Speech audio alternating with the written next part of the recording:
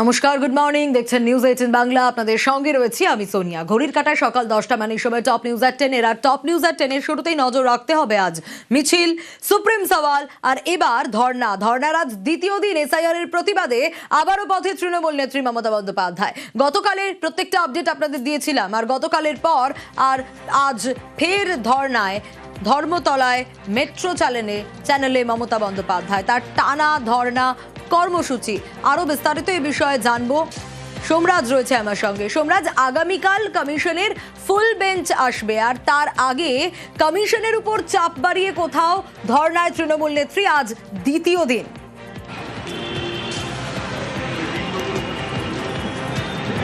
একদমই, দেখো আজ ধর্নার দ্বিতীয় দিন। গতকাল সারা রাত মমতা বন্দ্যোপাধ্যায় ধর্মতলা মেট্রো চ্যানেলে ছিলেন। সকাল 10:30টার পর ধর্না মঞ্চের পর্দা তুলে দেওয়া হবে এবং তারপর বিভিন্ন রকমের সাংস্কৃতিক অনুষ্ঠান থেকে শুরু করে একাধিক রাজনৈতিক নেতা তৃণমূল কংগ্রেসের তারা বক্তব্য রাখবেন। মমতা বন্দ্যোপাধ্যায়ও আজকে এই ধর্না মঞ্চ থেকে বক্তব্য রাখবেন। গতকাল আমরা দেখেছিলাম যে তৃণমূল কংগ্রেসের সর্বভারতীয় সাধারণ সম্পাদক অভিষেক বন্দ্যোপাধ্যায় তিনি মঞ্চ থেকে বক্তব্য রেখেছিলেন এবং কেন্দ্রের বিরুদ্ধে চড়া সুর দিয়ে করেছেন, এমনকি নির্বাচন কমিশনকেও কড়া আক্রমণ করেছেন। শুধু তাই নয়, তৃণমূল কংগ্রেসের কর্মী সমর্থকদের উদ্দেশ্যে এও বার্তা দিয়েছেন যে বিজেপিকে এবার 50-এর নিচে নামাতে হবে। এবারের যে বিধানসভা ভোট, সেই বিধানসভা ভোটকে সামনে রেখে চ্যালেঞ্জ ছুড়ে দিয়েছেন তৃণমূল কংগ্রেসের সর্বভারতীয় সাধারণ সম্পাদক অভিষেক বন্দ্যোপাধ্যায়। ফলত যেখানে আগামীকাল সন্ধ্যেবেলায় জাতীয় নির্বাচন কমিশনের ফুল বেঞ্চ আসছে, সোমবার ও মঙ্গলবার একাধিক বৈঠক করবে জাতীয় নির্বাচন কমিশনের ফুল বেঞ্চ। অবশ্যই রাজ্যের বিধানসভা ভোটের প্রস্তুতি নিয়ে জাতীয় নির্বাচন কমিশনের ফুল বেঞ্চ আলোচনা করলেও আলোচনার অন্যতম কেন্দ্রবিন্দুতে থাকবে এ রাজ্যের এসআইআর, তাতে কোনো সন্দেহ নেই। তার কারণ গতকালই তৃণমূল কংগ্রেসের সর্বভারতীয় সাধারণ সম্পাদক অভিষেক বন্দ্যোপাধ্যায় চিঠি লিখেছেন দেশের মুখ্য নির্বাচন কমিশনারকে এবং রাজ্যের মুখ্য নির্বাচনী আধিকারিককে যে দ্রুত সাপ্লিমেন্টারি তালিকাগুলি প্রকাশ করতে হবে। অর্থাৎ রাজ্যের বিধানসভা ভোটের নির্ঘণ্ট প্রকাশ এবং মনোনয়নের আগে যাতে সাপ্লিমেন্টারি তালিকাগুলি প্রকাশ করা হয়, তার দাবি ইতিমধ্যেই তৃণমূল কংগ্রেসের সর্বভারতীয় সাধারণ সম্পাদক রেখেছে।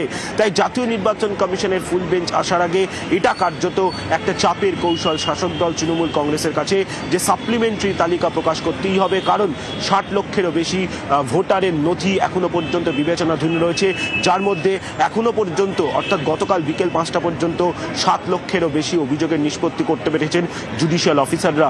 অর্থাৎ দেখা যাচ্ছে এক্ষেত্রে 53 লক্ষেরও বেশি এখনো পর্যন্ত অভিযোগের নিষ্পত্তি বাকি রয়েছে। যদিও রাজ্যের তরফে চাওয়া হয়েছে যে কত সংখ্যক অভিযোগের নিষ্পত্তি জুডিশিয়াল অফিসাররা করেছেন এবং তার মধ্যে কত সংখ্যক বৈধ বা কত সংখ্যক অবৈধ।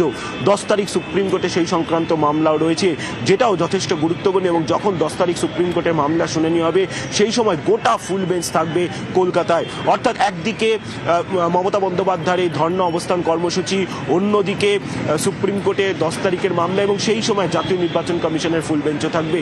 ফলত চাপের কৌশল জাতীয় নির্বাচন কমিশনের কাছে যে রাজ্যে বিধানসভা ভোটের আগেই যেন এই 60 লক্ষ ভোটারের নিষ্পত্তি হয় এবং সাপ্লিমেন্টারি তালিকাগুলিও দ্রুত প্রকাশ করা হয়। কারণ এই সাপ্লিমেন্টারি তালিকা নিয়েও কিন্তু তালিকার উপরেও কিন্তু নজর রাখছে তৃণমূল কংগ্রেস। ফলত এসআইআর এর প্রতি পদক্ষেপেই নজর রাখছে তৃণমূল কংগ্রেস। আর সেই জায়গা থেকেই যখন জাতীয় নির্বাচন কমিশনের ফুল বেঞ্চ আর 24 ঘন্টা বাদে কলকাতায় আসবে, ঠিক সেই সময় মমতা বন্দ্যোপাধ্যায় আজ এই ধর্ণা মঞ্চ থেকেই তিনি ফের চড়া সুর তুলবেন কেন্দ্রের বিরুদ্ধে, নির্বাচন কমিশনের বিরুদ্ধে। গতকালই আমরা ঠিক যেমনটা গতকালও সরব হয়েছিলেন মমতা বন্দ্যোপাধ্যায়, চড়া সুর শোনা গিয়েছিল। প্রথম ভোটার তালিকায় বৈধ ভোটারদের নাম বাদের অভিযোগে সরব হয়েছিলেন তৃণমূল নেত্রী এবং এসআইআর এর নামে হয়রানি ও মৃত্যুর অভিযোগেও সরব হয়েছিলেন তিনি।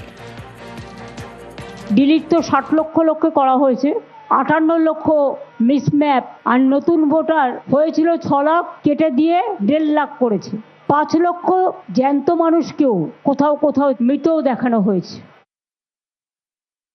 মমতা বন্দ্যোপাধ্যায় একমাত্র রাজ্যের মুখ্যমন্ত্রী যে আজ থেকে 33 বছর আগে 1993 সালের 21শে জুলাই সচিত্র পরিচয়পত্রের দাবিতে রাজপথে নেমে আন্দোলন কাকে বলে ভারতবর্ষকে দেখিয়েছিল। ঠিক তেমনই 33 বছর পর আজকে মার্চের 6 তারিখ 2026-এ তিনি নির্বাচন কমিশনকে, বিজেপিকে, বিচার ব্যবস্থার একাংশ, এজেন্সি সবার উপর আমাদের চ্যালেঞ্জ থাকলো যে আগামী দিন মানুষ ভোট দেবে 60 লক্ষ মানুষের নাম যদি আন্ডার অ্যাডজুডিকেশন থাকে তাহলে নরেন্দ্র মোদীর চেয়ারটাও আন্ডার অ্যাডজুডিকেশন থাকবে। আর যদি দেশের প্রধানমন্ত্রীর পদ আন্ডার অ্যাডজুডিকেশন না থাকে তাহলে এই 60 লক্ষ মানুষকে তার ভোটাধিকার দিতে হবে, এই আমাদের দাবি। যতদিন এই 60 লক্ষ মানুষ তাদের ভোটাধিকার, তাদের ন্যায্য অধিকার, মৌলিক অধিকার পাবে না এবং তাদের ন্যায্য অধিকার থেকে বঞ্চিত থাকবে, ততদিন মমতা ব্যানার্জির নেতৃত্বে তৃণমূল কংগ্রেস রাস্তায় থাকবে, আন্দোলনে থাকবে। কমিশনের উপর চাপ বাড়াচ্ছে তৃণমূল। 8ই মার্চ রাজ্য নির্বাচন কমিশনের ফুল বেঞ্চ। আজ থেকে এসআইআর প্রতিবাদে ধর্নায় মমতা। রাজ্যে ভোটার তালিকায় বিচারাধীন 60 লক্ষ প্রথম লিস্টে বৈধ ভোটার বাদের অভিযোগ। শুরু থেকেই কমিশনের বিরুদ্ধে সরব মমতা বন্দ্যোপাধ্যায়। জয়দা এখনো কিন্তু কাজের মধ্যেই আছেন, তার কর্ম তার সবচেয়ে বড় ধর্ম। এই এসআইআর এ he is also the victims. ওনার নামও ডিলিট করা হয়েছিল, ওনাকেও ডেকে পাঠানো হয়েছিল হিয়ারিং এ। এটা ইনসাল্ট ছাড়া আর কিছু নয়, হিউমিলিয়েশন ছাড়া আর কিছু নয়। We condemn that. আজকে আমরা এই মঞ্চে 10 কোটি বঙ্গবাসীকে সাক্ষী রেখে বলতে চাই, শুধু নো ভোট টু বিজেপি বললে হবে না, এবার বয়কট বিজেপি বলতে হবে। এদের বয়কট করুন, সামাজিক বয়কট করুন। প্রধানমন্ত্রী নরেন্দ্র মোদী আত্মনির্ভর ভারতের কথা বলেছিল, আর হাই ভারতবাসীর পোড়া কপাল, আজকে দেশ কার থেকে পেট্রোল কিনবে ঠিক করে দিচ্ছেন ডোনাল্ড ট্রাম্প। তিনি আত্মনির্ভর ভারতের কথা বলেছেন, আর মমতা বন্দ্যোপাধ্যায় স্বনির্ভর বাংলা কি বাস্তবায়িত করে মামাটি মানুষের সরকারের মুখ্যমন্ত্রী দেখিয়েছে। তোমরা বাড়ির টাকা আটকেছো, রাস্তার টাকা আটকেছো, গরিব মানুষ জব কার্ড হোল্ডারের 100 দিনের টাকা আটকেছো। Mamata Bandyopadhyay direct bank transfer করে 100 দিনের টাকা দিয়েছে, বাড়ির টাকা দিয়েছে, লক্ষ্মীর ভান্ডার দিয়েছে, যুব সাথী দিয়েছে। যারা বিজেপির হয়ে গলা ফাটাতো, এখন দেখছি তারা যুব সাথীর লাইনে দাঁড়িয়ে ফর্ম ফিল আপ করছে। এটাই মমতা বন্দ্যোপাধ্যায়। তারা জানে যদি দেয় মমতা দিয়ে দেবে। আর ঠিক যেমনটা আমাদের প্রতিনিধি সোমরাজ বলছিলেন সাপ্লিমেন্টারি লিস্টের কথা, সাপ্লিমেন্টারি লিস্ট কবে সরব হয়েছেন অভিষেক বন্দ্যোপাধ্যায়। সিইসি গণেশ কুমারকে চিঠি দিয়েছেন তিনি, সিইও মনোজ আগরওয়ালকেও চিঠি দিয়েছেন অভিষেক। সুপ্রিম কোর্টের নির্দেশ মেনে সাপ্লিমেন্টারি লিস্ট, দ্রুত সাপ্লিমেন্টারি তালিকা প্রকাশের দাবিতে চিঠি অভিষেক বন্দ্যোপাধ্যায়।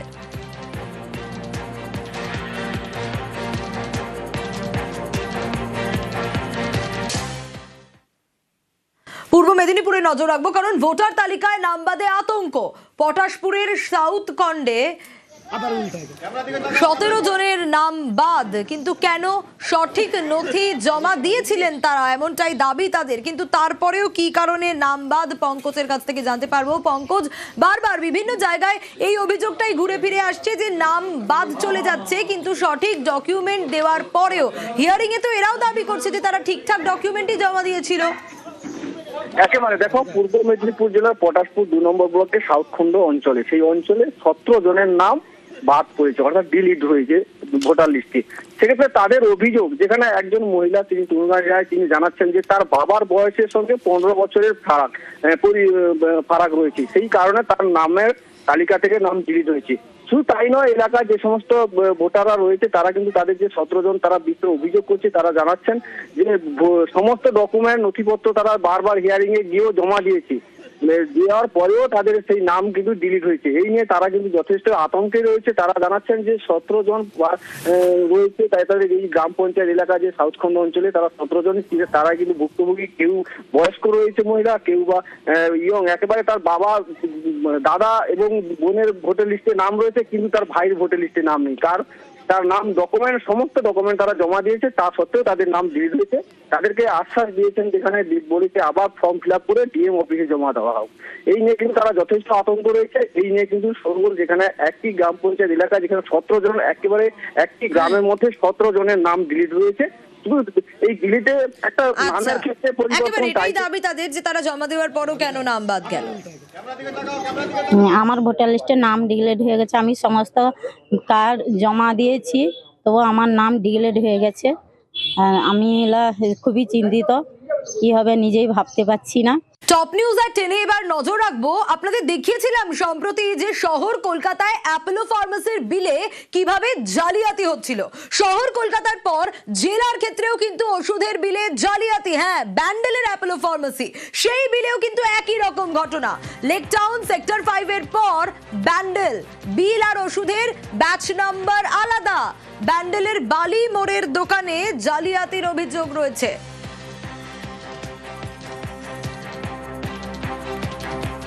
সোমনাথ রয়েছে আমার সঙ্গে, সোমনাথের কাছ থেকে জানতে চাইবো।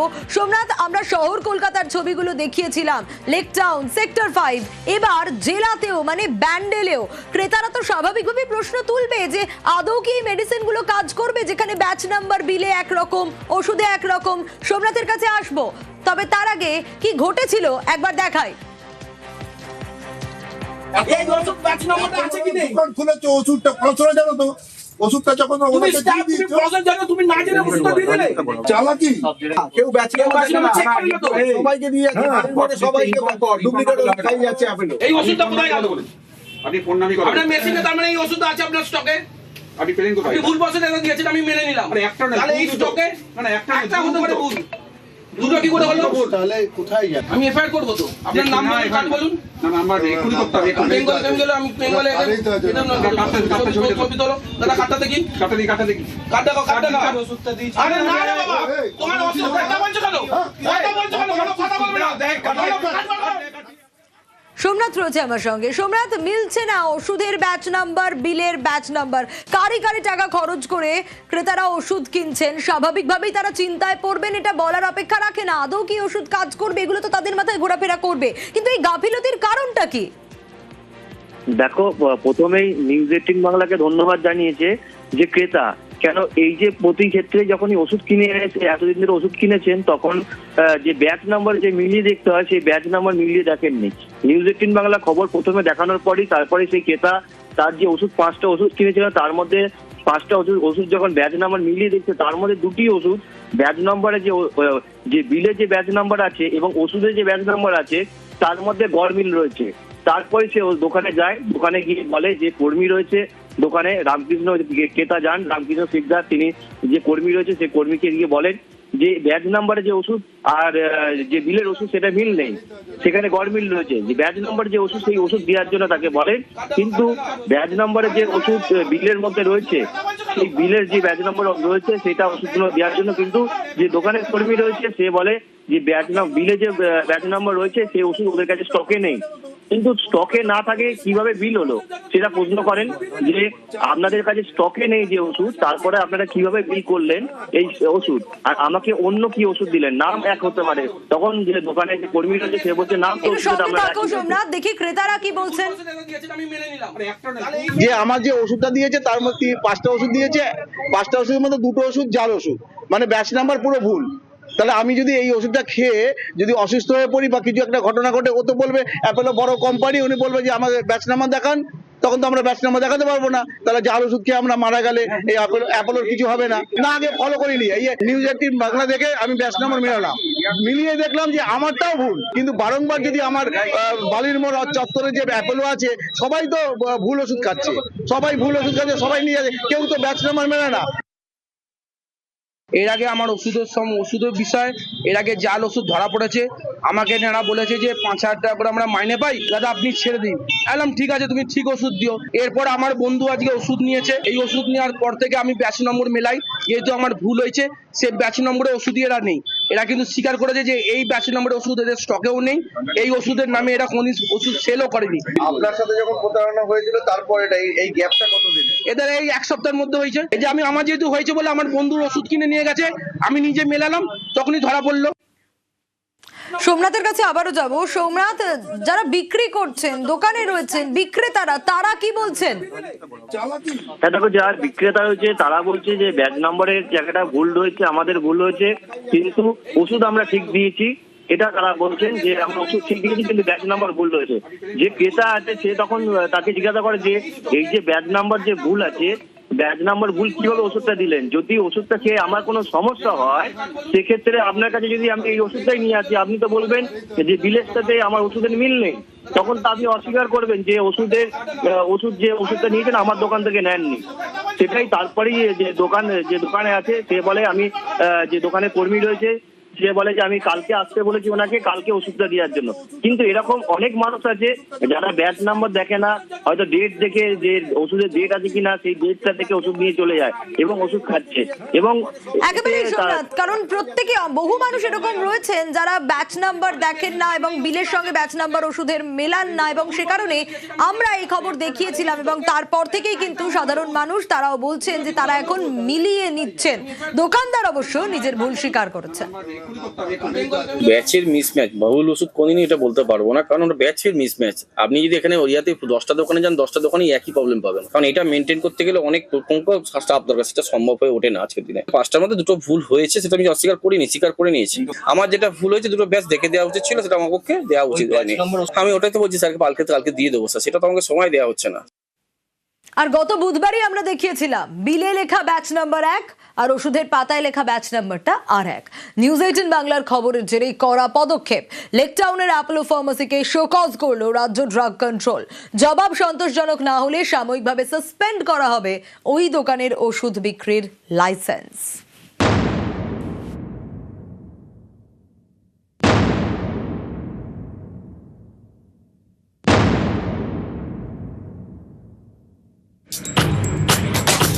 লেকটাউনের অ্যাপোলো ফার্মেসি, এই ওষুধের দোকান থেকে গত 2রা মার্চ ওষুধ কেনেন এক ব্যক্তি। সেই ওষুধের বিল নিয়ে বিতর্ক। ওষুধের পাতার গায়ে লেখা ব্যাচ নাম্বার এবং বিলে লেখা ব্যাচ নাম্বার আলাদা। ব্যাচ নাম্বার আলাদা, মেয়াদ শেষ হওয়ার তারিখও আলাদা। ওষুধের পাতায় একরকম, বিলে আরেক রকম। বুধবার এই খবর দেখানো হয় নিউজ 18 বাংলায়। পরের দিনে কড়া পদক্ষেপ রাজ্য ড্রাগ কন্ট্রোলের। বিলের ব্যাচ নাম্বার এবং ওষুধের পাতায় ব্যাচ নম্বর আলাদা কেন? জবাব চেয়ে লেকটাউনের অ্যাপোলো ফার্মেসিকে শোকজ করেছে রাজ্য ড্রাগ কন্ট্রোল। জবাব সন্তোষজনক না হলে আরও কড়া পদক্ষেপ। সাময়িকভাবে সাসপেন্ড করা হবে লেকটাউনের অ্যাপোলো ফার্মেসির ওষুধ বিক্রির লাইসেন্স। এই ফার্মেসিতে প্রয়োজনে সারপ্রাইজ ভিজিট করা হবে। রাজ্যের বিভিন্ন খুচরো ওষুধের দোকানে সারপ্রাইজ ভিজিট বাড়ানোর সিদ্ধান্ত নিয়েছে রাজ্য ড্রাগ কন্ট্রোল। ম্যানুফ্যাকচারিং ডেট বা ব্যাচ নাম্বার দিলেন, কিন্তু বিলে অন্য কিছু লিখলেন, এটা 2টো কারণে হতে পারে।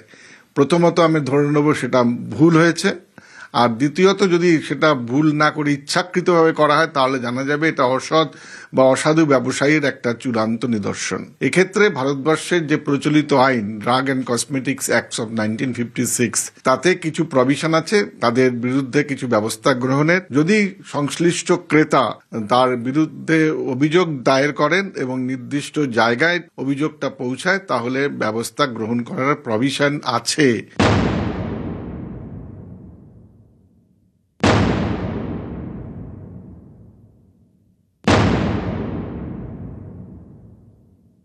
আমরা বলতে পারি যে কোনো দোকানদারের উচিত এই ব্যাচ নাম্বারের ক্ষেত্রে অনেক সচেতন হয়ে ঠিকঠাক ব্যাচের বিল যেটা ক্যাশ মেমো হবে সেই মালটাই কাস্টমারের কাছে দেওয়া উচিত। মানুষকে সচেতন করার একটা বিরাট দায়বদ্ধতা নিয়ে আপনাদের চ্যানেল যেটা দেখাচ্ছে সেটাকে আমি স্বাগত জানাচ্ছি। নিউজ 18 বাংলা। লেকটাউনের মতোই সেক্টর 5-এর অ্যাপোলো ফার্মেসি, এখানেও বিলে জালিয়াতির অভিযোগ ছিল। ওষুধের গায়ে লেখা ব্যাচ নাম্বার এবং বিলে লেখা ব্যাচ নাম্বার সেখানেও আলাদা।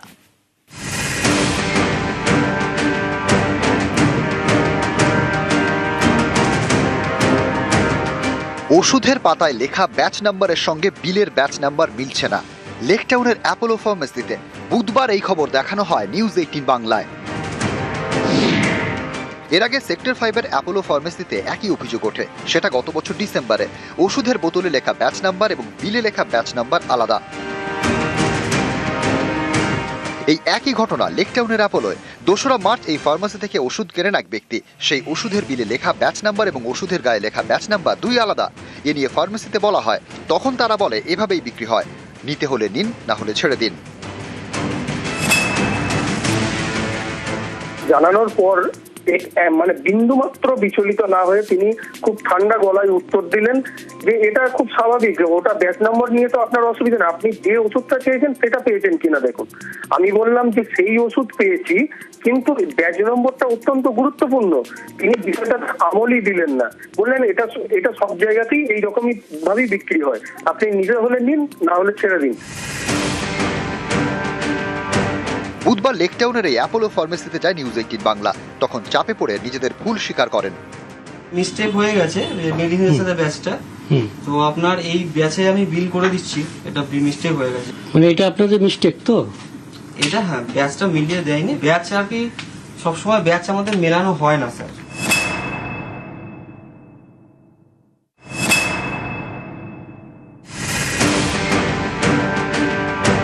লেকটাউনের এই খবর নিউজ 18 বাংলায় দেখানো হয় বুধবার। পরের দিনই কড়া পদক্ষেপ।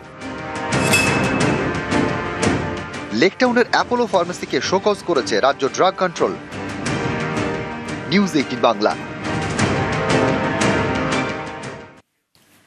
সোমবার সংসদে বাজেট অধিবেশনের দ্বিতীয় পর্ব। অধিবেশনের শুরু থেকে যুযুধান শাসক বিরোধী, এবং যে আপডেট নেওয়ার চেষ্টা করব সাংসদদের উপস্থিতি নিশ্চিত করতে হুইপ বিজেপি কংগ্রেসের। আরো ডিটেল আপডেট নেব, আবির রয়েছে আমার সঙ্গে। আবির,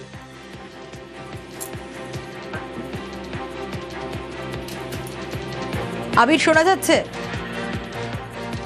আবিরের কাছে আসবো, তবে তার আগে আরো একবার জানাই, সোমবার সংসদে বাজেট অধিবেশনের দ্বিতীয় পর্ব। অধিবেশনের শুরু থেকেই যুযুধান শাসক বিরোধী, পরস্পরকে কোণঠাসায় সাংসদদের উপস্থিতি নিশ্চিতে জোর। সাংসদদের উপস্থিতি নিশ্চিত করতে হুইপ বিজেপি কংগ্রেসের।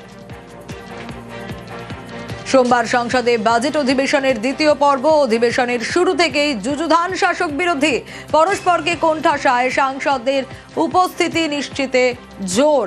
সাংসদদের উপস্থিতি নিশ্চিত করতে হুইপ বিজেপি কংগ্রেসের। 9 থেকে 11 মার্চ সাংসদদের উপস্থিতি নিশ্চিত করতে হুইপ লোকসভার স্পিকারের বিরুদ্ধে আগেই অনাস্থা প্রস্তাব। সোমবার কংগ্রেস সহ বিরোধীদের আনা প্রস্তাবে আলোচনা। বিরোধীদের অনাস্থা প্রস্তাব নিয়ে ভোটাভুটিরও সম্ভাবনা। স্পিকারের বিরুদ্ধেই ভোটের ভাবনা তৃণমূলের।